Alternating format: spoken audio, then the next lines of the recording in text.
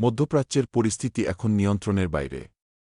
সংযুক্ত আরব আমিরাতের দুবাই আন্তর্জাতিক বিমানবন্দরের কাছে একটি ড্রোন হামলায় জ্বালানি ট্যাঙ্কে আগুন লেগেছে। কর্তৃপক্ষ জানিয়েছে, নিরাপত্তার স্বার্থে সাময়িকভাবে ফ্লাইট চলাচল বন্ধ রাখা হয়েছিল। সিভিল ডিফেন্স কর্মীরা আগুন নিয়ন্ত্রণে আনতে সক্ষম হয়েছেন। অন্যদিকে ইরান-ইসরায়েল যুদ্ধ আজ তৃতীয় সপ্তাহে পদার্পণ করেছে।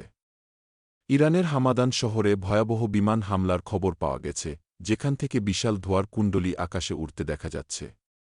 এর জবাবে ইরান ইসরায়েলের দিকে প্রথমবারের মতো ফাত্তাহ হাইপারসোনিক মিসাইল ছুড়েছে বলে দাবি করেছে আইআরজিসি। রিপোর্ট অনুযায়ী, ইসরায়েলের তেল আবিবসহ বিভিন্ন এলাকায় শক্তিশালী বিস্ফোরণ ঘটেছে এবং অন্তত ১০০ জনের বেশি আহত হওয়ার খবর পাওয়া গেছে। ইরান হুঁশিয়ারি দিয়েছে যে, মার্কিন ঘাঁটিগুলো ব্যবহার করে হামলা চালানো হলে পুরো অঞ্চলে যুদ্ধ ছড়িয়ে পড়বে। পুরো বিশ্ব এখন রুদ্ধশ্বাসে তাকিয়ে আছে এই সংঘাতের দিকে।